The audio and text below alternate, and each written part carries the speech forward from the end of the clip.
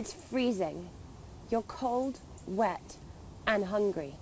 There's nowhere for you to go to dry off, and no money in your pockets. This street is all you've got, and there's no one that will help you. Welcome to Birmingham, the UK's capital for homelessness. My name is Michael. I've been homeless now for 2 years on the streets of Birmingham. In the city centre of Birmingham, I don't know how many homeless people it is, but it is a hell of a lot. And we shouldn't be homeless. A lot of people do come here after a certain time. Underneath it, we have got a car park where people sleep all over the places. This is where I got attacked. In the very centre of Birmingham? Yes, in the middle of here.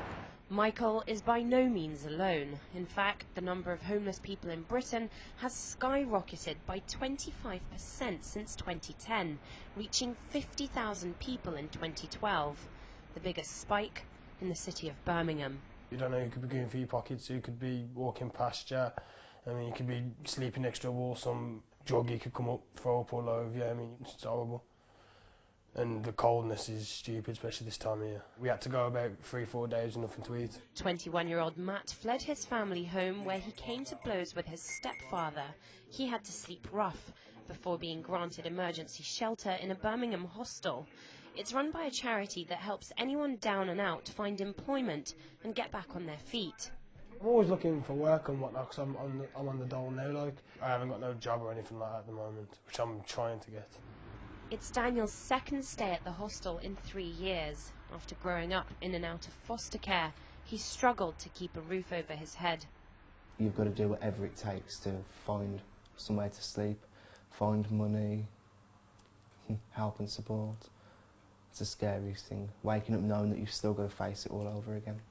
There just isn't enough low-cost housing available, and with unemployment rising, hostels just like this one desperately need to expand.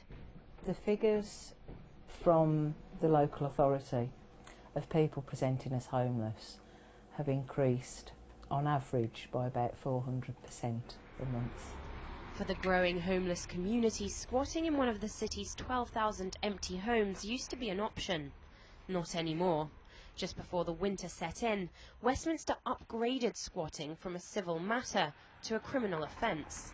Predictions that it would translate to more rough sleepers on the streets came true. There are a lot of deprived areas in Birmingham. There are a lot of people that don't have work in Birmingham, and I suppose with it being such, at one time, an industrialised centre, there are working class families, but those jobs just don't exist anymore, so I suppose that the poverty is just sort of breeding further poverty.